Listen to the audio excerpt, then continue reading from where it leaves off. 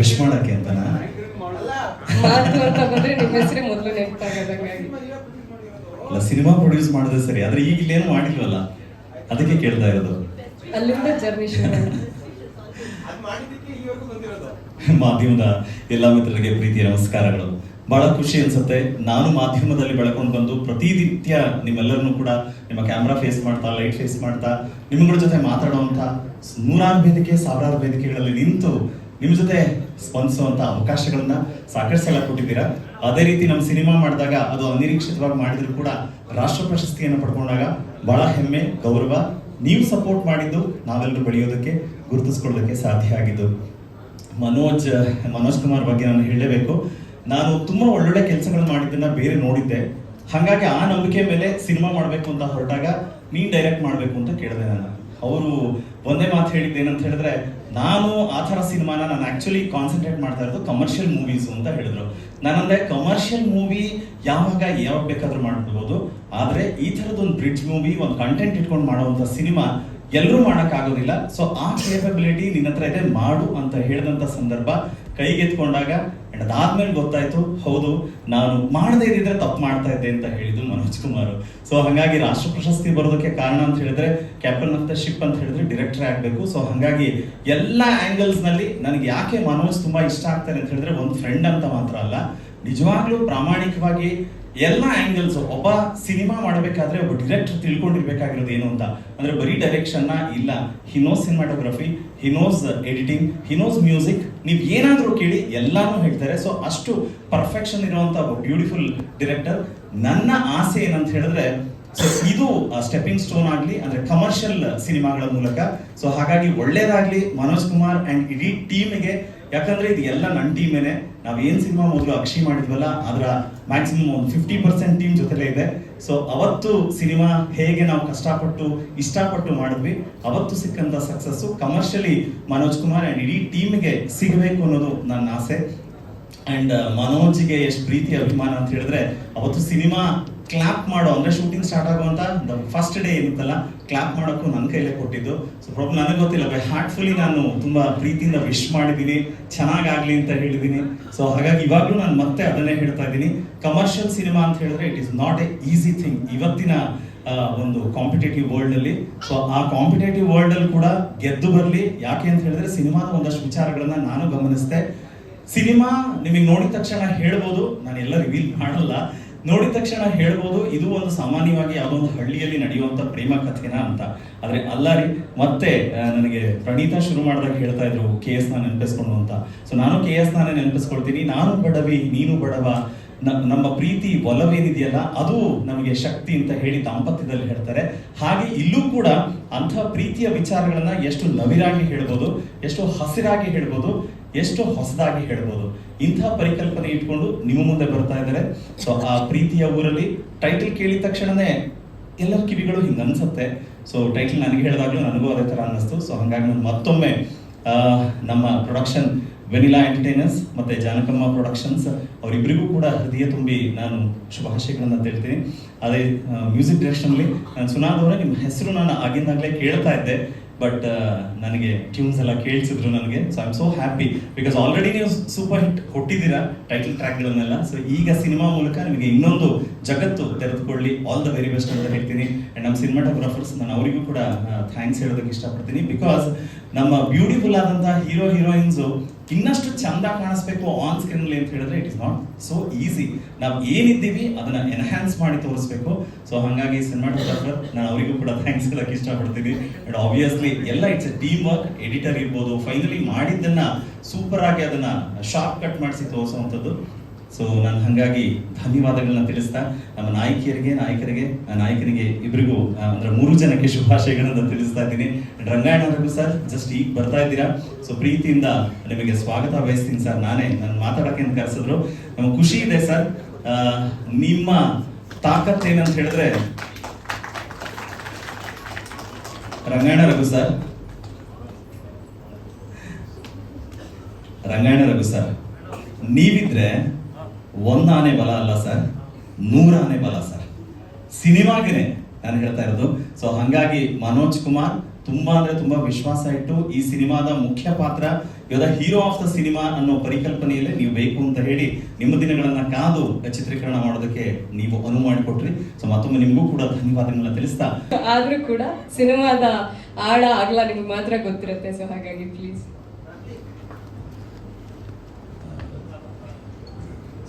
ನಂಗೆ ಸ್ವಲ್ಪ ಕಷ್ಟ ಮಾತಾಡೋದು, ದಯವಿಟ್ಟು ಕ್ಷಮಿಸಿ.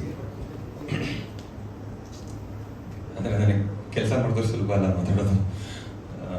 ಇಲ್ಲಿ ಬಂದಿರೋ ಎಲ್ಲ ಮಾಧ್ಯಮ ಮಿತ್ರರಿಗೂ, ನಮ್ಮೆಲ್ಲ ಕಲಾವಿದರಿಗೂ, ತಂತ್ರಜ್ಞರಿಗೂ, ಎಲ್ರಿಗೂ, ನಮ್ಮ ಪ್ರೇಮದಲ್ಲಿ ಊರಲ್ಲಿ ಇರುವ ನಿಮ್ಮೆಲ್ಲರಿಗೂ ಆತ್ಮೀಯವಾದಂಥ ಸ್ವಾಗತ. ಇದು ನನ್ನ 2ನೇ ಸಿನಿಮಾ. ಸೊ ನಿಮಗೆ ನನ್ನ ಮೊದಲನೇ ಸಿನಿಮಾ ಬಗ್ಗೆ ಇದೇನು ಎಲ್ಲವನ್ನೂ ಅವರು ಹೇಳಿದ್ದಾರೆ. ನಮ್ಮ ಹಳೆ ಸಿನಿಮಾ ನಿರ್ಮಾಪಕರು ಇಷ್ಟೊತ್ತು ಎಲ್ಲರೂ ಹೇಳಿರೋದ್ರಿಂದ ಇನ್ನು ಈ ಸಿನಿಮಾ ಬಗ್ಗೆ ಏನು ಮಾತಾಡಬೇಕು ಅಂತ ಗೊತ್ತಾಗ್ತಿಲ್ಲ. ಯಾಕಂದರೆ ಸಿನಿಮಾ ಮಾಡಿದ್ದೀನಿ, ಸಿನಿಮಾ ತೋರಿಸಿದ್ದೀನಿ.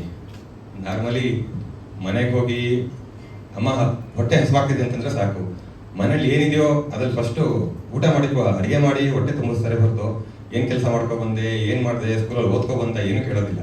ಹಾಗೆ ನಾವು ಸಿನಿಮಾ ಮಾಡಿದ್ದೀವಿ ಅಂತಂದಾಗ ನೀವು ಎಲ್ಲರೂ ಬಂದರು ಸಿನಿಮಾ ಚೆನ್ನಾಗಿದೆಯೋ ಚೆನ್ನಾಗಿಲ್ವೋ, ಹೇಗೆ ಮಾಡಿದ್ದೀರಾ ಅನ್ನೋದನ್ನೆಲ್ಲದನ್ನು ಬಿಟ್ಟು ನಾವು ಸಿನಿಮಾ ಮಾಡಿದ್ದೀವಿ ಅಂದ ತಕ್ಷಣ ನೀವೆಲ್ಲರೂ ಬಂದು ಆ ಸಿನಿಮಾನ ಜನರಿಗೆ ತಲುಪಿಸೋದಕ್ಕೆ ನಿಮ್ಮ ಕೈಲಾದಷ್ಟು ಸಹಾಯ ಹೆಲ್ಪ್ ಮಾಡ್ತೀರಾ, ಅದನ್ನು ಜನರಿಗೆ ಸ್ವಲ್ಪ ಪ್ರಯತ್ನ ಮಾಡ್ತೀರಾ.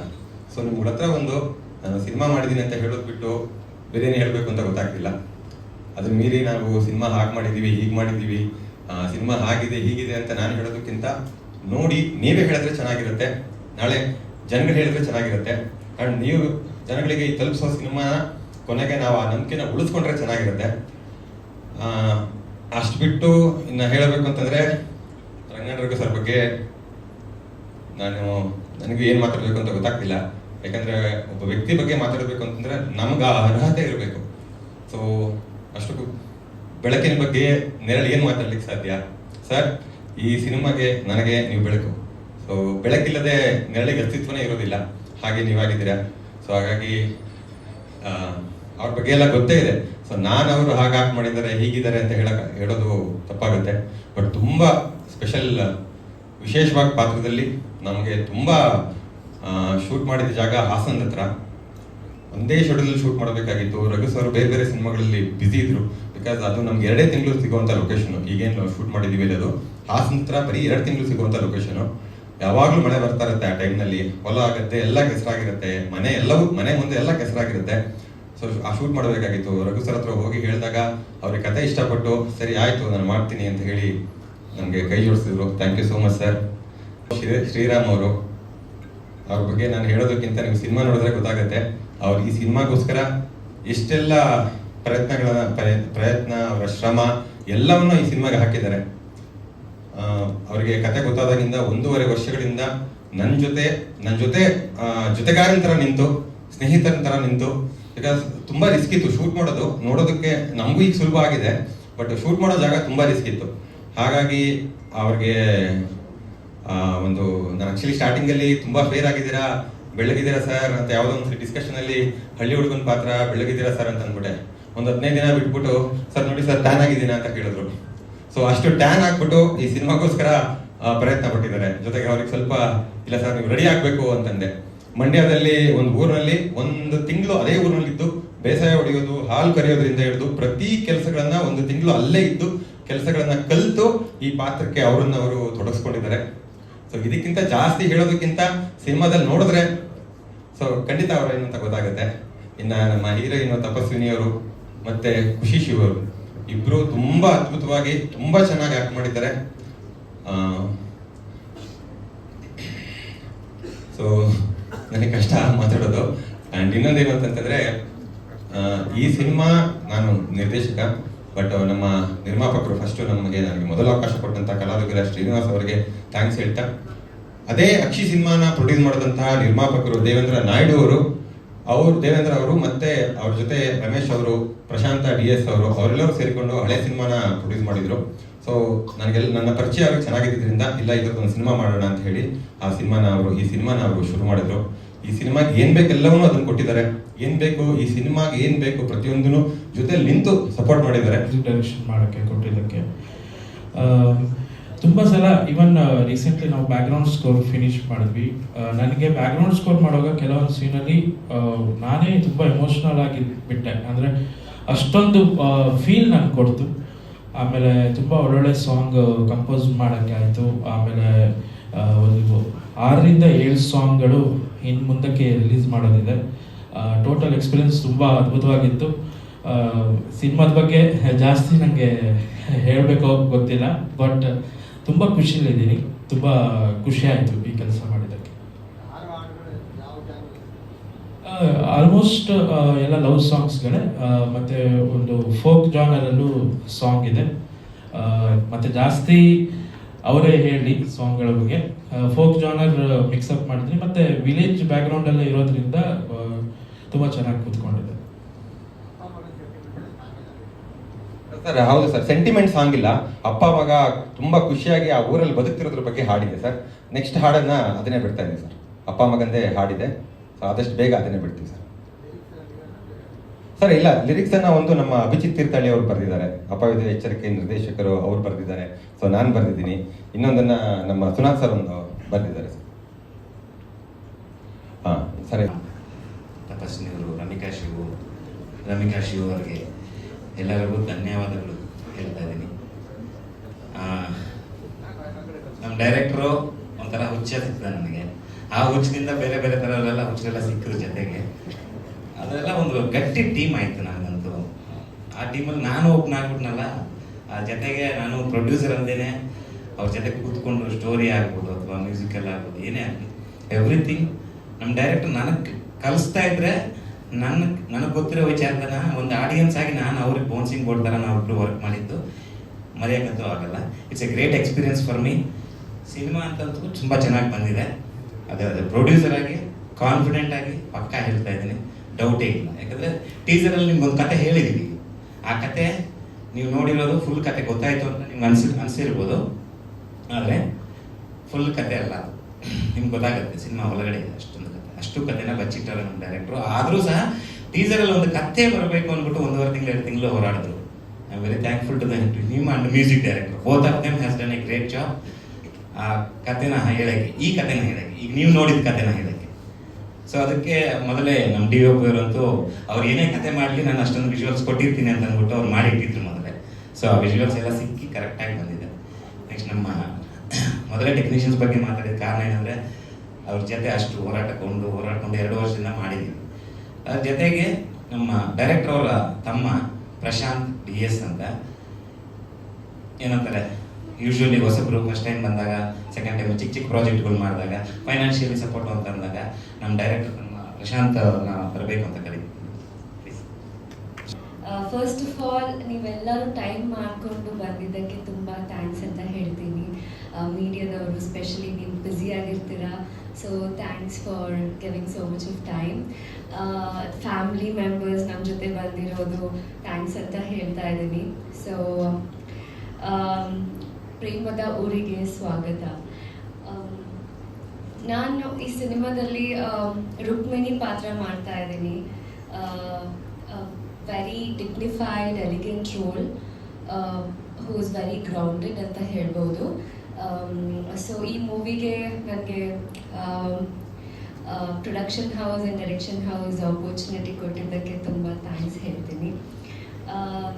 ಮತ್ತು ಸೊ ಈ ಮೂವಿದು ಮೇನ್ ಹೀರೋ ಬಂದ್ಬಿಟ್ಟು ಇಬ್ಬರು ಇದ್ದಾರೆ, that is Rangayana Raghu sir ಮತ್ತು ಶ್ರೀ ಅವರು.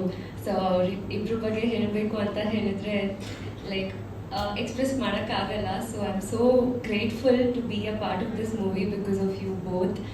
And Rangayana Raghu sir experience ಚಿಕ್ಕ ವಯಸ್ಸಿಂದನೇ ನೋಡ್ಕೊಂಡು ಬಂದೆ. ಸೊ ಅವ್ರ ಜೊತೆ ಸ್ಕ್ರೀನ್ ಶೇರ್ ಮಾಡ್ತಾ ಇದ್ದೀನಿ ಅಂತ ಹೇಳಿದ್ರೇ ತುಂಬ ಖುಷಿ.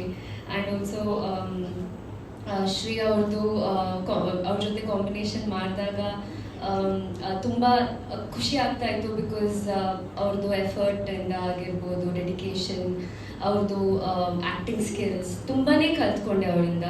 ಸೊ ನಮ್ಮ ಡೈರೆಕ್ಟರ್ ಬಗ್ಗೆ ಹೇಳಬೇಕಂತ ಹೇಳಿದರೆ ನೋ ವರ್ಡ್ಸ್ ಬಿಕಾಸ್ ಮೂವಿಯಲ್ಲಿ ಆ ಪಾತ್ರ ಮಾಡೋಕ್ಕೆ ಕಾರಣ ಇಸ್ ಮೈ ಡೈರೆಕ್ಟರ್ ಬಿಕಾಸ್ ಅವರಿಂದನೇ ನನಗೆ ಆ ಥರ ಪರ್ಫಾರ್ಮೆನ್ಸ್ ಕೊಡೋಕ್ಕೆ ಆಗಿದ್ದು. ಆ್ಯಂಡ್ ರಮಿಕಾ ಶಿವು ಅವರು ತುಂಬ ಚೆನ್ನಾಗಿ ಹೀರೋಯಿನ್ ಪಾತ್ರ ಮಾಡಿದ್ದಾರೆ. She is playing Vasantha role. So ಅವ್ರದ್ದು ಎಫರ್ಟ್ ಮತ್ತು ಆ್ಯಕ್ಟಿಂಗ್ ನೋಡಿಬಿಟ್ಟು ತುಂಬಾ ಖುಷಿ ಆಗ್ತಾ ಇತ್ತು ಬಿಕಾಸ್ ಎಲ್ಲರಿಂದನೂ ನಾವು ತುಂಬ ಕಲ್ತ್ಕೊಳ್ತೀವಿ. ಆ್ಯಂಡ್ ನಮ್ಮ ಪ್ರೊಡ್ಯೂಸರ್ಗೆ ಥ್ಯಾಂಕ್ಸ್ ಹೇಳ್ತೀನಿ, ವೆನಿಲಾ ಎಂಟರ್ಟೈನ್ಮೆಂಟ್ಸ್ ದೇವೇಂದ್ರ ಸರ್ಗೆ. ಮತ್ತು ರಾಜ್ ಅವ್ರ ಬಗ್ಗೆ ಹೇಳಬೇಕಂತ ಹೇಳಿದರೆ like through out the movie cinematography ನಾನು ಎಲ್ಲ ಆ್ಯಕ್ಟ್ ಮಾಡಿದ ಮೇಲೆ ಲೈಕ್ ನಾನು ಮಾನಿಟರ್ ಹತ್ರ ಹೋಗಿ ಚೆಕ್ ಮಾಡ್ತಾ ಇದ್ದೆ. Because of him I am looking very beautiful and always he has a very great talent and skills. ನಮಸ್ತೆ.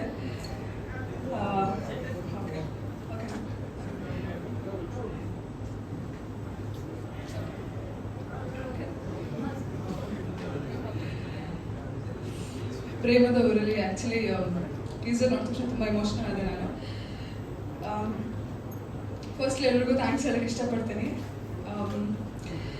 ಆ್ಯಕ್ಚುಲಿ ನನಗೆ ಫಸ್ಟ್ ಪ್ರೇಮದ ಊರಲ್ಲಿ ವಸಂತ ಪಾತ್ರ ಬಗ್ಗೆ ನನಗೆ ಮನೋಜ್ ಸರ್ ಬ್ರೀಫಾಗಿ ಹೇಳಿದಾಗ ಟು ಬಿ ಫ್ರ್ಯಾಂಕ್ ನನಗೆ ಪರ್ಸ್ನಲಿ ಹೆಂಗೆ ಫೀಲ್ ಆಗಿತ್ತು ಅಂದರೆ, ಈ ಬೇಸಿಗೆಗಾಲ ಮುಗಿದು ವಸಂತ ಕಾಲದಲ್ಲಿ ಒಂದು ಮರ ತುಂಬ ಫ್ಲವರ್ಸ್ ಇರುತ್ತೆ, ಆ ಮರದ ಮುಂದೆ ನಿಂತ್ಕೊಂಡಾಗ ಅದೊಂದು ಫೀಲ್ ಆಗುತ್ತೆ ಗೊತ್ತಾ, ವಾಹ್ ಏನು ಚೆನ್ನಾಗಿದೆ ಅಂತ. ಸೊ ಎಕ್ಸಾಕ್ಟ್ ಫೀಲ್ ನನಗಾಗಿದ್ದು ವಸಂತ ಪಾತ್ರ ಕಂಪ್ಲೀಟಾಗಿ ಕೇಳಿಸ್ಕೊಂಡಾಗ. ಅಷ್ಟು ಬ್ಯೂಟಿಫುಲ್ ಆಗಿದೆ ಪಾತ್ರ. ಇನ್ನು ಸಿನಿಮಾ ಬಗ್ಗೆ ಅಂತೂ ನೀವೇ ಟೀಸರ್ ನೋಡಿದ್ರಿ ಇವಾಗ ಔಟ್ಪುಟ್ ಹೇಗೆ ಬಂದಿದೆ ಅಂತ. ಆ್ಯಕ್ಚುಲಿ ಸಿಂಪಲಾಗಿ ಹೇಳಬೇಕಂದ್ರೆ ನನಗೆ cinema story I was waiting ಆ ಥರ ಒಂದು ಕತೆ ಮಾಡಬೇಕು ನಾನು ಅಂತ. ಆ ಕತೆ ಬಗ್ಗೆ ಸಿಂಪಲಾಗಿ ಹೇಳಬೇಕಂದ್ರೆ, ಈ ಕಾಮನ ಬಿಲ್ಲಲ್ಲಿ 7 ಬಣ್ಣ ಆ್ಯಕ್ಚುಲಿ ಒಂದೊಂದು ಭಾವನೆನ ರೆಪ್ರೆಸೆಂಟ್ ಮಾಡುತ್ತೆ.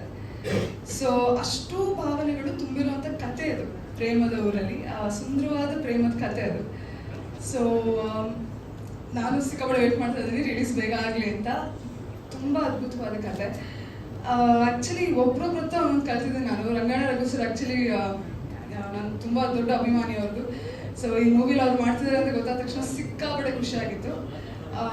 ತುಂಬ ನರ್ವಸ್ ಆಗಿದೆ ಇನ್ಫ್ಯಾಕ್ಟ್ ನಾನು. ಸೊ ಫಸ್ಟ್ ಏನು ಕಲಿತೆ ಅಂದರೆ, ಆ್ಯಕ್ಟಿಂಗ್ ಅಂದಾಗ ಬರೀ ನಾವು ಒಬ್ಬರೇ ಆ್ಯಕ್ಟ್ ಮಾಡೋದಲ್ಲ. ಸೊ ಇವಾಗ ಅವರು ಸ್ಪಾಂಟೇನಿಯಸ್ ಆಗಿ ಒಂದು ಹೈಫೈ ಕೊಡೋದಾಗಲಿ, ಸ್ಪಾಂಟೇನಿಯಸ್ ಆಗಿ ಈಗ ಭುಜದ ಮೇಲೆ ಕೈ ಇಟ್ಕೊಂಡು ಮಾತಾಡೋದಾಗಲಿ, ನನಗೆ ಅವಾಗ ಒಂದೊಂದು ಸೆಕೆಂಡ್ ನರ್ವಸ್ ಆಗ್ತಿದೆ. ಬಟ್ ಆ ಇನ್ಸ್ಟೆಂಟ್ ರಿಯಾಕ್ಟ್ ಮಾಡ್ತೀವಲ್ಲ ನಾವು, ಅದು ತುಂಬ ಇಂಪಾರ್ಟೆಂಟ್ ಆಗುತ್ತೆ. ಸೊ ಅದು ಫಸ್ಟ್ ನಾನು ಸರಿಂದ ಕಲಿತೆ. ಮತ್ತು ಶ್ರೀಯವರು ತುಂಬ ಒಳ್ಳೆ ಕೋ ಆ್ಯಕ್ಟರ್. ಆ್ಯಕ್ಚುಲಿ ನಾವು ಆಲ್ಮೋಸ್ಟ್ ಕೂತಾಗೆಲ್ಲ ಮಾತಾಡ್ಕೊಂಡಿರೋದೇ ವರ್ಕ್ ಬಗ್ಗೆ, ಓಕೆ ಇದು ಹಿಂಗೆ ಮಾಡ್ಬೋದು ಹಂಗೆ ಮಾಡ್ಬೋದು ಅಂತ. ಆ್ಯಂಡ್ ತುಂಬ ಚೆನ್ನಾಗಿ ಕಂಫರ್ಟ್ ಝೋನ್ ಕ್ರಿಯೇಟ್ ಮಾಡಿಕೊಟ್ರಿ. Thank you so much. Because ಅದು ಮೇನ್ ಕಂಫರ್ಟ್ ಝೋನ್ ಇರಬೇಕು ನಿಮಗೆ ಕೋಆರ್ಟಿಸ್ಟ್ ಜೊತೆ ಹಂಗೆ ಮಾಡ್ಬೇಕಂತಂದರೆ. ಸೊ ನಿಮ್ಮ ಕಾಂಬಿನೇಷನ್ ತುಂಬ ಮಜಾ ಆಯಿತು ನಿಮ್ಮ ಜೊತೆ ಮಾಡುವಾಗ. It was very fun. Thank you. And Tapaswini ಅವ್ರು ಆ್ಯಕ್ಚುಲಿ ನಮ್ಮದು ಕಾಂಬಿನೇಷನ್ ಅಷ್ಟು ಸಿಕ್ಕಿಲ್ಲ ಮಾಡೋಕ್ಕೆ. ಬಟ್ ನಾನು ಒಂದ್ಸಲಿ ಓಕೆ ನಾನು ನೋಡಬೇಕು ಅವ್ರ ಪರ್ಫಾರ್ಮೆನ್ಸ್ ಅಂತ ಶೂಟಿಂಗಿಗೆ ಹೋಗಿದ್ದೆ ಅವ್ರದ್ದು ಸ್ಕೆಡ್ಯೂಲ್ ಇರಬೇಕಾದ್ರೆ. ತುಂಬ ಚೆನ್ನಾಗಿ ಮಾಡಿದ್ರಿ ನೀವು. ಆ್ಯಂಡ್ ಅವ್ರು ಮಾತಾಡ್ತಿದ್ರೆ ಒಂದ್ಸಲ ಹಿಂಗೆ ನೋಡ್ತಾ ಇರ್ಬೇಕು ಅನ್ಸುತ್ತೆ ನನಗೆ ಅಂತ. ಕ್ಯೂಟಿ ಪಾಯ್ ಅವರು. ಸೊ ಮಾಧ್ಯಮದವ್ರಿಗೆ ಓಕೆನಾ, ಮಾಧ್ಯಮದವ್ರಿಗೆ ಒಂದು ಮಾತು ಕೇಳಬೇಕು. ನಿಮ್ಗೆ ಇಷ್ಟ ಆಯ್ತಾ ಟೀಸರು? ಏನನ್ನಿಸ್ತು? ಓಕೆನಾ? Thumbs up. Okay, thank you. So ಬಂದಿರೋ ಎಲ್ಲ ಮಾಧ್ಯಮ ಮಿತ್ರರಿಗೆ ಥ್ಯಾಂಕ್ಸ್. ಆ್ಯಂಡ್ ಎಲ್ಲ ಫ್ಯಾಮಿಲಿ ಮೆಂಬರ್ಸ್ ಎಲ್ಲ ಬಂದಿದ್ದಾರೆ, ತುಂಬ ಥ್ಯಾಂಕ್ಸ್. ಆಮೇಲೆ ಮೊದಲನೇ ಸಲ ಒಂದು ಪ್ರೆಸ್ ಮೀಟ್ ಹೇಗಿರುತ್ತೆ ಮತ್ತು ಎಷ್ಟು ಕ್ಯಾಮ್ರಾಗಳಿರುತ್ತೆ, ನಾವುಗಳೆಲ್ಲ ಸ್ಟೇಜ್ ಮೇಲೆ ಹೇಗೆ ಮಾತಾಡ್ತೀವಿ, ಏನು ಮಾತಾಡ್ತೀವಿ ಎಲ್ಲದನ್ನು ಕಣ್ಣಾರೆ ವಿಟ್ನೆಸ್ ಮಾಡೋದಕ್ಕೆ ಮೊದಲನೇ ಸಲ ನನ್ನ ವೈಫ್ ಬಂದಿದ್ದಾರೆ. Thank you so much madam. Thank you so much. ತುಂಬ ಕ್ಯಾಮ್ರಾ ಶೈ ಇದೆ. ಎಲ್ಲ ಕ್ಯಾಮ್ರಾಗಳನ್ನ ತಪ್ಪಿಸ್ಕೊಂಡು ಇಲ್ಲಿ ಬಂದು ಕೂತಿದ್ದಾರೆ. ಆ್ಯಕ್ಚುಲಿ ಎಲ್ಲ ಸಿನಿಮಾಗಳನ್ನ ಯೂಶಲಿ ನಾವೇನು ಮಾಡ್ತೀವಿ, ಮುಹೂರ್ತನ ದೇವಸ್ಥಾನದಲ್ಲಿ ಪೂಜೆ ಮಾಡ್ತೀವಿ ಮತ್ತು ಕ್ಲಾಪ್ ಮಾಡ್ತೀವಿ. ಈ ಥರ ಒಂದು ಪೂಜೆ ಶುರು ಮಾಡಿ ಅಲ್ಲೊಂದು ಪ್ರೆಸ್ ಮೀಟು ಮತ್ತೊಂದು ಮಾಡೋ ಒಂದು ಸಿನಿಮಾನ ಶುರು ಮಾಡ್ತೀವಿ. ನಾವು ಈ ಸಿನಿಮಾನ ಭೂಮಿನ ಪೂರ್ಸಿ ಶುರು ಮಾಡಿದ್ದೀವಿ. ಯಾಕೆ ಅನ್ನೋದನ್ನ ನೀವು ಸಿನಿಮಾ ನೋಡಿದ್ಮೇಲೆ ಗೊತ್ತಾಗುತ್ತೆ. ಸೊ ಅಲ್ಲಿಂದನೇ ಈ ಸಿನಿಮಾದ ವಿಶೇಷತೆಗಳು ಶುರು ಆಗುತ್ತೆ. ಈಗ ನಾನು ಯೂಶಲಿ ಯಾರ ಬಗ್ಗೆನೂ ಈ ಸಿನಿಮಾದ ಕತೆ ಕೇಳಿ ಮತ್ತು ಪಾತ್ರ ಕೇಳಿದಾಗ ನನಗೆ ಶಾಕ್ ಜೊತೆಗೆ ಸರ್ಪ್ರೈಸ್ ಆಯಿತು. ಬಿಕಾಸ್ ನನ್ನ ಮೂತಿಗೆ ಯೂಶಲಿ ಏನು ಮಾಡ್ತಾರೆ, ಒಂದು ಲವರ್ ಬಾಯ್ ಅಥವಾ ಸಿಟಿಲಿರೋ ಹುಡುಗ, ಇಲ್ಲ ಒಂದು ಬಿಸ್ನೆಸ್ ಮ್ಯಾನ್, ಇಲ್ಲ ಒಬ್ಬ ಕಾಲೇಜ್ ಸ್ಟೂಡೆಂಟ್, ಜಾಸ್ತಿ ಕಾಲೇಜ್ ಸ್ಟೂಡೆಂಟ್ ಪಾತ್ರಗಳನ್ನು ಮಾಡ್ಬಿಟ್ಟಿದ್ದೀನಿ. ಅಂಥದ್ರಲ್ಲಿ ಇವರು ಮನೋಜ್ ಕುಮಾರ್ ಅಂತ ಡೈರೆಕ್ಟರ್ ಬಂದ್ಬಿಟ್ಟು, ಅದು ಅಂತಿಂತ ಡೈರೆಕ್ಟರ್ ಅಲ್ಲ, ನ್ಯಾಷನಲ್ ಅವಾರ್ಡ್ ವಿನ್ ಆಗೋದು ಸಾಮಾನ್ಯ ವಿಷಯ ಅಲ್ಲ. ಅದು ನಮ್ಮಲ್ಲಿ ತುಂಬಾ ಜನ ಗೊತ್ತಾಗದೇ ಇರ್ಬೋದು, ಬಟ್ ನ್ಯಾಷನಲ್ ಅವಾರ್ಡ್ ಅನ್ನೋದು ಒಂದು ಅವಾರ್ಡ್ನ ರಿಸೀವ್ ಮಾಡೋದು, ಅದಕ್ಕೆ ನಮ್ದೆಲ್ಲ ಯಾವ ಸಾಧನೆನೂ ಇಲ್ಲ. ಅದು one of the biggest achievement ನನ್ನ ಪ್ರಕಾರ. ಅದು ಅಂತ ಡೈರೆಕ್ಟರ್ ಬಂದು ನನ್ನ ಹತ್ರ ಕೇಳ್ತಾರೆ, ಈ ಒಂದು ರೈತನ ಪಾತ್ರ, ಊರಲ್ಲಿರೋ ಒಂದೊಬ್ಬ ಸಂತುವಿನ ಪಾತ್ರ ನೀವು ಮಾಡಿ ಅಂತ. ನನಗೆ ಎಲ್ಲೋ ತಮಾಷೆಗೆ ಸುಮ್ಮನೆ ಒಂದು ಆಪ್ಷನ್ ಇಟ್ಕೊಂಡು ಕೇಳ್ತಿದ್ರು ಅಂತ ಅನ್ಕೊಂಡೆ. ಇಲ್ಲ, ಪ್ರೊಡ್ಯೂಸರ್ ಡೈರೆಕ್ಟರ್ ಇಬ್ರು ರೆಡಿಯಾಗಿ ಇವನೇ ಹಾಕೊಂಡು ಮಾಡಬೇಕು ಅಂತ ನನ್ನ ಹತ್ರ ಬಂದು ಕೇಳಿದ್ರು. ನನಗೆ ಇಂಥ ಅವಕಾಶಕ್ಕೆ ತುಂಬಾ ಕಾಯ್ತಿದೆ. ಯಾಕಂದ್ರೆ ಈಗ ನಾವು ಕಲಾವಿದರು ಆಕ್ಟ್ ಮಾಡ್ತಿರೋದೇ ಬೇರೆ ಬೇರೆ ಪಾತ್ರಗಳನ್ನು ಮಾಡೋಕ್ಕೋಸ್ಕರ. ಅಂಥದ್ರಲ್ಲಿ ಒಳ್ಳೆ ಆಪರ್ಚುನಿಟಿ ಅಂತ ನಾನು ಒಪ್ಕೊಂಡಾದ್ಮೇಲೆ ನನಗೆ ಅಫ್ಕೋರ್ಸ್ ಕಾನ್ಫಿಡೆನ್ಸ್ ಇರಲಿಲ್ಲ. ಒಬ್ಬ ರೈತನಾಗಿ ಅಫ್ಕೋರ್ಸ್ ಈ ಪಂಚೆ ಮತ್ತೆ ಲುಂಗಿ ಕಟ್ಟೋದನ್ನ ಡೈರೆಕ್ಟರ್ ಹೇಳ್ಕೊಟ್ಟಿದ್ರು. ಇವತ್ತು ಕೂಡ ಅದನ್ನೇ ಹಾಕೋ ಬನ್ನಿ ಅಂತ ಹೇಳಿದ್ರು. ಇದು ಹೆಂಗೆ ನನಗೆ ಈಗ ಆ ಬಾಡಿ ಲ್ಯಾಂಗ್ವೇಜ್ ಬರಬೇಕು, ಅಂಡ್ ಈಸ್ ವೆರಿ ಪರ್ಟಿಕ್ಯುಲರ್. ಪ್ರತಿಯೊಂದನ್ನು ಮಾತಾಡೋ ಶೈಲಿ ಮತ್ತೆ ನಡೆದಾಡೋ ಶೈಲಿ ರೈತರಿಗೆ ಒಂದು ಬೇರೆ ಥರನೇ ಗೊತ್ತಿರುತ್ತೆ. ಅವ್ರ ಬಾಡಿ ಲ್ಯಾಂಗ್ವೇಜ್ ಚೆನ್ನಾಗಿರುತ್ತೆ. ರಿಯಲ್ ಲೈಫ್ ಹೀರೋಗಳು ನಾವು ಯಾರನ್ನ ಬೇಕಾದ್ರೂ ಇಮಿಟೇಟ್ ಮಾಡ್ಬೋದು, ಅವ್ರನ್ನ ಇಮಿಟೇಟ್ ಮಾಡೋಕ್ಕಾಗಲ್ಲ. ಪ್ರಾಕ್ಟೀಸ್ ಮಾಡ್ತೇನೆ. ಸೊ ನಾನೇನು ಮಾಡಿದೆ, ಒಂದು ತಿಂಗಳು ಮಂಡ್ಯದ ಹತ್ರ ಒಂದು ಹಳ್ಳಿಲಿ ಅನೇಂಬಾಡಿ ಅಂತ ಒಂದು ಊರು, ಅಲ್ಲಿ ವ್ಯವಸಾಯ ಮಾಡೋದಕ್ಕೆ ಆಳುಗಳು ಬೇಕು ಅಂತ ಕೇಳ್ಪಟ್ಟೆ. ಸೊ ನಾನು ರೆಡಿ ಆದೆ. ಒಂದು ತಿಂಗಳು ಆಳಾಗಿರ್ತೀನಿ, ನಿಮ್ಮ ಜೊತೆಗೆ ಏನೇನೆಲ್ಲ ಹೇಳ್ಕೊಡ್ತೀನಿ, ಕಲ್ತ್ಕೊತೀನಿ ಅಂತ. ನಮ್ಮ ಚಿಕ್ಕಪ್ಪ ಕರ್ಕೊಂಡೋದ್ರು ಅಲ್ಲಿಗೆ. ಒಂದು ತಿಂಗಳು ಅಲ್ಲೇ ಇದೆ. ಬೆಳಗ್ಗೆ 5:45 ನನ್ನ ದಿನಚರಿ ಶುರು ಆಗೋದು. ಹಾಲು ಕರೀದಿಂದ ಹಿಡಿದು ಹಾಲನ್ನ ಡೈರಿ ತೊಗೊಂಡೋಗ್ಕೊಟ್ಟು, ಮತ್ತೆ ಹಸುಗಳನ್ನ, ಕುರಿಗಳನ್ನ, ಮೇಕೆಗಳನ್ನ ಮೇಯದಕ್ಕೆ ಕರ್ಕೊಂಡು ಹೋಗ್ತಿದ್ದೆ. ಅಲ್ಲಿ ಹೋಗಿ ನೇಗಿಲು ಹಿಡ್ಕೊಂಡು ಕಟ್ಕೊಳ್ಳೋರು, ಅದನ್ನ ಅಲ್ಲಿ ಬೇಸಾಯ ಹೊಡಿತಿದ್ದೆ. ಸೊ ಇದೇ ಥರ ಆಗ್ತಿತ್ತು. ಆಮೇಲೆ 10 ಗಂಟೆ ಮೇಲೆ ಒಂದಷ್ಟು ಹುಡುಗರು ರೋಡ್ ಹಳ್ಳಿಲಿ ಊರಲ್ಲೆಲ್ಲ ಪರಿಚಯ ಆಗಿರೋ ಜೊತೆ ಎಲ್ಲ ಎತ್ಗಳನ್ನ ಕರ್ಕೊಂಡು ಗಾಡಿಗೆ ಕಟ್ಕೊಂಡೆಲ್ಲ ರೌಂಡ್ ಹಾಕ್ತಿದ್ವಿ. ಅದೊಂಥರ ಬೇರೆ ಥರನೇ ಒಂದು ಪ್ರಪಂಚ ಆಗಿತ್ತು. ಆಕ್ಚುಲಿ ಸ್ಟಾರ್ಟಿಂಗ್ ಒಂದು ವಾರ ತುಂಬಾ, ಟು ಬಿ ವೆರಿ ಫ್ರಾಂಕ್, ತುಂಬಾ ಕಷ್ಟ ಆಯಿತು. ಇಷ್ಟೊಂದು ಬಿಸಿಲಲ್ಲಿ ಇವೆಲ್ಲ ಬೇಕಾ ನನಗೆ ಅಂತ. ಬಟ್ ಆಮೇಲೆ ಒಂದು ತಿಂಗಳು ಮುಗಿತಾ ಬಂದಾಗ ವಾಪಸ್ ಹೋಗ್ಬೇಕಾ ಬೆಂಗಳೂರಿಗೆ ಅಂತ ಅನ್ಸೋದಕ್ಕೆ ಶುರು ಆಯಿತು. ಬೆಳಗ್ಗೆನೆ ಪಾಪ ಮುದ್ದೆ ಅದು ಇದೆಲ್ಲ ಕೊಟ್ಬಿಟ್ಟು ನನಗೆಲ್ಲ ಬೆಳಗ್ಗೆ ಆಕ್ಚುಲಿ 7 ಗಂಟೆಗೆ ಮುದ್ದೆ ಬಸ್ಸಾರೆಲ್ಲ ಕೊಡೋರು. ಅದನ್ನ ತಿನ್ಕೊಂಡು ಹೋಗಿ ಅಲ್ಲಿ ಕೆಲಸ ಮಾಡ್ತಿದ್ದೆ. ಮತ್ತೆ ಸಂಜೆ ಹಾಲು ಕರೆಗೆ ಹೋಗ್ತಿದ್ದೆ, ಡೈರಿಗೆ ಹಾಕಿ ಬರ್ತಿದ್ದೆ. ಅದು ತುಂಬಾ ಚೆನ್ನಾಗಿತ್ತು ಅದೊಂದು ಲೈಫ್ ಸ್ಟೈಲು. ಸೊ ಸಿನಿಮಾ ಹೇಗೆ ಬಂದಿದೆ, ಚೆನ್ನಾಗಿ ಬಂದಿದೆ, ಅತ್ಯದ್ಭುತವಾಗಿ ಬಂದಿದೆ, ಅದ್ಭುತವಾಗಿ ಬಂದಿದೆ, ಇವೆಲ್ಲ ಸೆಕೆಂಡ್ರಿ. ಒಂದು ಪಾತ್ರನ ಮಾಡೋದಕ್ಕೆ ಇಷ್ಟೆಲ್ಲ ಒಂದು ಎಕ್ಸ್ಪೀರಿಯನ್ಸ್ ಆಯ್ತಲ್ಲ, ಇದನ್ನ ಲೈಫ್ ಟೈಮಲ್ಲಿ ನೆನ್ಪಿಟ್ಕೋತೀನಿ. ಆ್ಯಂಡ್ ಆ ಫ್ಯಾಮಿಲಿಯಲ್ಲಿ ಅವರು ನಾಗಣ್ಣ ಮತ್ತು ಅವ್ರ ಫ್ಯಾಮಿಲಿಗೆ ತುಂಬ ಒಂದು ಚಿಕ್ಕ ಒಂದು ಊರಲ್ಲಿ ಒಂದು ಚಿಕ್ಕ ಮನೇಲಿ ಇರುವಂಥ ಒಂದು ಫ್ಯಾಮಿಲಿ, ಅವರು ತುಂಬ ಚೆನ್ನಾಗಿ ನೋಡ್ಕೊಂಡ್ರು. ಥ್ಯಾಂಕ್ಸ್ ಹೇಳ್ತೀನಿ ವೇದಿಕೆ ಮುಖಾಂತರ. ಆ್ಯಂಡ್ ನಾನು ಈ ಟೆಕ್ನಿಷಿಯನ್ಸ್ ಆಗಲಿ, ನಮ್ಮ ಮೊದಲನೇದಾಗಿ ಡೈರೆಕ್ಟರ್ ಬಗ್ಗೆ ಹೇಳಬೇಕು. ನಾನು ಯೂಶಲಿ ಏನು ಗೊತ್ತಾ, ಒಬ್ರು ಮುಂದೆ ಒಬ್ರು ಯಾವತ್ತೂ ಹೊಗಳಿಲ್ಲ, ನೀವು ಗ್ರೇಟ್, ಅಷ್ಟು ಚೆನ್ನಾಗಿ ಮಾಡಿದ್ರೆ, ಇಷ್ಟು ಚೆನ್ನಾಗಿ ಮಾಡಿದಿರ ಅಂತ. ಸೊ ನನಗೆ ಒಂಥರ ಮುಜುಗರ ಆಗ್ತಿದೆ ಹೇಗೆ ಹೊಗಳೋದು ಇವ್ರನ್ನ ಅಂತ.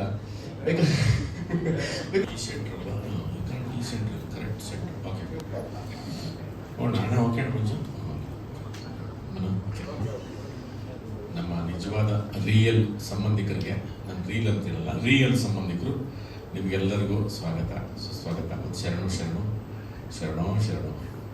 ಪ್ರೇಮದ ಊರಲ್ಲಿ ಇದು ಅದರೊಳಗೆ ಒಂದು ಸಣ್ಣ ಕಥೆ ಇದೆ. ಈ ಪ್ರೇಮದ ಊರಲ್ಲಿ ಅದಕ್ಕೆ ಪ್ರೀತಿ ಅಂತ ಹೇಳಿಲ್ಲ, ಪ್ರೇಮ ಅಂತ ಹೇಳಿದ್ದಾರೆ. ಈ ಪ್ರೇಮ ಅತ್ತೆ ಜೊತೆ ಪ್ರೇಮ ಇರುತ್ತೆ, ಮಗಳ ಜೊತೆ ಇರುತ್ತೆ, ಸೊಸೆ ಜೊತೆ ಇರುತ್ತೆ, ಈ ಹಳ್ಳಿ ಜೊತೆ ಪ್ರೇಮ ಇರುತ್ತೆ. ನನಗೆ ಅಲ್ಲಿನ ನಮಗೆ ಆ ಗ್ರಾಮಸ್ಥರು ಎಲ್ಲರ ಜೊತೆಗೂ ಒಂದು ರೀತಿ ಪ್ರೇಮ ಇರ್ತದೆ. ಇದು ನಾನು ಫಸ್ಟ್ ನನ್ನ ಪಾತ್ರದ ಬಗ್ಗೆ ನಾನು ತಪ್ಪುಗಳು ಮಾಡ್ತಾ ಹೋಗೋದು, ನಾನು ಹೊಸ ತಪ್ಪುಗಳು. ಇವತ್ತು ಫ್ಯಾನ್ ಹೊಡಾಕ್ತೆ ಅಂದರೆ ಮತ್ತೆ ತಿರ್ಗಾ ಫ್ಯಾನ್ ಹೊಡೋಕ್ಕಲ್ಲ, ಮತ್ತು ಫೋನ್ ಹೊಡಾಕ್ತೀನಿ. ಆ ಥರದ್ದು ತಪ್ಪುಗಳು ಮಾಡ್ತಾ ಹೋಗಿ ಅದು ಹೊಸ ತಪ್ಪುಗಳನ್ನು ಮಾಡ್ತಾ ಹೋಗಿ ಜೀವನವನ್ನು ಕಲ್ತ್ಕೊಂತ, ಅಂದರೆ ಅದರಿಂದ ಮತ್ತೆ ನಾವು ಜೀವನವನ್ನು ರೂಪಿಸ್ಕೊಳ್ಳೋಂಥದ್ದು. ಆದರೆ ಒಂದೊಂದ್ಸರಿ ತಪ್ಪು ಯಾವ ಥರ ಮರೆಯಲಾಗದ ತಪ್ಪಾಗಿರ್ತದೆ. ಅದು ಮತ್ತೆ ನಾವು ಅದನ್ನು ಸರಿ ಮಾಡ್ಕೊಳಕ್ಕಾಗಲ್ಲ. ಆ ಥರದ್ದೊಂದು ಪಾತ್ರದಲ್ಲಿ ಮಾಡಿರ್ತೀನಿ. ನನಗೆ ಈಗ ಫಸ್ಟು ನನಗೆ ಶ್ರೀ ಫೋನ್ ಮಾಡಿ ಹೇಳಿದ್ರೆ ಈ ಥರದ್ದೊಂದು ಕತೆ ಇದೆ ಸರ್, ಹಳ್ಳಿ ಕತೆ. ನನಗೆ ಯಾವಾಗಲೂ ಈ ಹಳ್ಳಿ ಕಥೆಗಳು ಅಂತಂದ್ರೆ ನನಗೆ ಒಂದು ಸ್ವಲ್ಪ ನನಗೆ ಕಿವಿ ದೊಡ್ಡದಾಗುತ್ತೆ.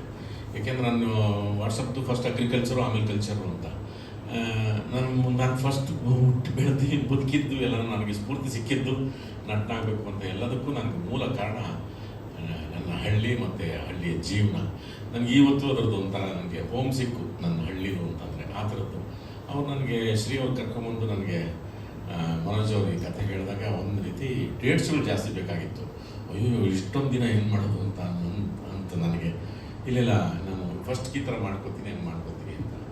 ಆಮೇಲಿಂದ ಅವರು ಆಯಿತು ಅಂತ ಅಂದ್ಕೊಂಡು ನಾನು ಮಾಡೋಕ್ಕೆ ಹೋದರೆ ಆ ಲೊಕೇಶನ್ ನಿಜವಾಗ್ಲೂ ಎಲ್ಲ ಸಾವಿರ ವರ್ಷದ ಊರುಗಳು ಅವೆಲ್ಲನೂ ಬೇಲೂರನ್ನ ಸುತ್ತಮುತ್ತ ಬೇಲೂರು ಹಳೆಬೀಡು ಅಲ್ಲಿ ಯಾವುದೋ ಒಂದು ಲಕ್ಷ್ಮೀ ದೇವಸ್ಥಾನ ಅಂತ ಒಂದು ಕರ್ಕೊಂಡೋಗ್ರು. ಅದಕ್ಕೊಂದು ಅಲ್ಲಿನ ಗ್ರಾಮಸ್ಥರು 2,000 ಇತಿಹಾಸ ಹೇಳ್ತಾರೆ.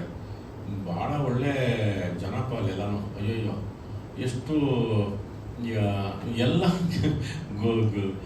ಬಸ್ಗಟ್ಟಲೆ ಬಂದ್ಬಿಡೋರು ಪಾಪ ಜನ, ತುಂಬ ಪ್ರೀತಿಯಿಂದ ಬಂದು ಎಲ್ಲ ಭಾಗವಹಿಸೋರು. ತುಂಬ ಒಳ್ಳೆ ಜನ. ನಾನೆಂತ ಅಂಥ ಊರುಗಳೆಲ್ಲ ನಿಜವಾಗ್ಲೂ ನನಗೆ ಅಷ್ಟೊಂದು ನಿಮ್ಮದು ಬೇಲೂರು ಮತ್ತು ಹಳೆಬೀಡು ತುಂಬ ಸಮೃದ್ಧಿಯಾದ ಊರುಗಳು, ಸರ್ಕಾರದ ಎಲ್ಲ ಸೌಲಭ್ಯಗಳನ್ನು ಬಳಸ್ಕೊಂಡು ತುಂಬ ಗ್ರಾಮವನ್ನು ತುಂಬ ಚೆನ್ನಾಗಿ ಇಟ್ಕೊಂಡಿರೋ ಊರುಗಳು ಅವೆಲ್ಲನೂ. ಅಲ್ಲಿನ ಇವರು ಅಷ್ಟೇ ಪ್ರತಿನಿಧಿಗಳು ಅವ್ರಿಗೇನು ಡುಬಾಕ್ ಹಾಕ್ಬಿಟ್ಟು ಯಾಮಾರಿಸ್ಬಿಟ್ಟು ಅಂಬಕ್ ಹಾಕ್ಬಿಟ್ಟು ಅಲ್ಲಿ ಮುಚ್ಚಿದ್ದೀವಿ ಮುಚ್ಚಿಲ್ಲ, ತೆಗ್ದಿಲ್ಲ ಈ ಥರದ್ದೇನಿಲ್ಲ. ಎಲ್ಲ ತುಂಬ ಚೆನ್ನಾಗಿ ಮಾಡ್ಕೊಂಡಿರೋ ಊರುಗಳು ಅವೆಲ್ಲ. ಭಾಳ ನಿಮಗೆ ಎಷ್ಟೆಲ್ಲ ಹಿಂಗೆ ಇದಂಗೆ ಎಷ್ಟೆಲ್ಲ ಚೆನ್ನಾಗಿ ಮಾಡ್ಕೊಂಡಿದ್ರೆ ಇಲ್ಲ ಸರ್ಕಾರದ ನಾವೆಲ್ಲ ಚೆನ್ನಾಗಿ ಬಳಸ್ಕೊತೀವಿ ಅಂತ ಖುಷಿ ಆಗ್ತದೆ ನಿಜವಾಗ್ಲೂ ಅದೆಲ್ಲ. ಹಾಗೆ ಈ ಥರದ್ದು ಯಾಕಂದರೆ ನಮಗೆ ನಮ್ಮ ಈ ಹಳ್ಳಿ ಕಥೆಗಳು ಅಂದರೆ ನಮ್ಮ ಕನ್ನಡ ಇಂಡಸ್ಟ್ರಿ ಭಾಳ ದೊಡ್ಡ ಇತಿಹಾಸ. ಬಂಗಾರ ಮನುಷ್ಯ ಆಗ್ಬೋದು, ಭೂತೈನ ಮಗ, ಯಜಮಾನ, ಜನ್ಮದ ಜೋಡಿ ಇವೆಲ್ಲ. ಆಮೇಲೆ ತುಂಬ ಆರ್ಟ್ ಸಿನಿಮಾ ಬಂದರೆ ಚೋಮನ ದುಡಿ ಅದೊಂದು ಪಕ್ಕ ನಮ್ಮ ಗುರುಗಳು ಬಿ ವಿ ಕಾರಂತರು ಮಾಡಿದ ಸಿನಿಮಾದು. ಇವೆಲ್ಲನೂ ಜನ ತುಂಬ ಇಷ್ಟಪಟ್ಟು ಮತ್ತೆ ಈಗಲೂ ಅದನ್ನು ತಿರ್ವಾಕೊಂಡು ನೋಡ್ತಿರೋ ಸಿನಿಮಾಗಳು ಅವೆಲ್ಲನೂ. ಹಾಗಾಗಿ ಅವರು ನನಗೆ ಮನೋಜ್ ಅವ್ರು ಬಂದು ನನಗೆ ಕತೆ ಹೇಳಿದ ತಕ್ಷಣ ನನಗೆ ಒಂದು ಕ್ಷಣ ನನಗೆ ಏನೇನೋ ನೆನಪಾಗ್ಬಿಟ್ಟು ನನಗೆ ಒಂದು ಹಳ್ಳಿದು.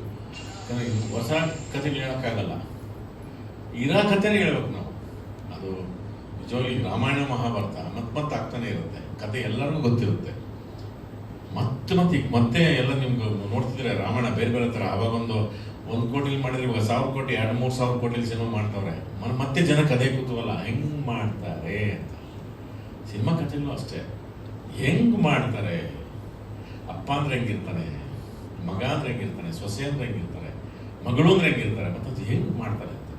ಇದನ್ನು ಮನೋಜ್ ಅವರು ನಿಜವಾಗ್ಲೂ ತುಂಬ ಚೆನ್ನಾಗಿ ನನಗೆ ಹೇಳಿದ್ರು. ನನಗೆ ಮೊದಲೇ ರಾಷ್ಟ್ರ ಪ್ರಶಸ್ತಿ ತೊಗೊಂಡವರು ಅಂತ ನನಗೊಂದು ಸಣ್ಣದಾಗಿತ್ತು. ನನಗೆ ಅದು ಥಿಂಕ್ ಅಂಡ್ ಟಾಕ್ ಆಗುತ್ತಾ ಅಂದ್ಕೊಂಡು ಇಲ್ಲ, ಆ ಥರದ್ದಾಗಲಿಲ್ಲ. ಅವರು ಕೇಳುವ ರೀತಿ, ಅವ್ರ ಪಾತ್ರಕ್ಕೆ ನನಗೆ ಅದನ್ನು ಅವರು ಈ ರೀತಿ ಹಿಂಗೆ ಆಗಬೇಕು ಅನ್ನೋದು ಅವೆಲ್ಲ ನನಗೆ ತುಂಬಾ ಇಷ್ಟ ಆಯಿತು.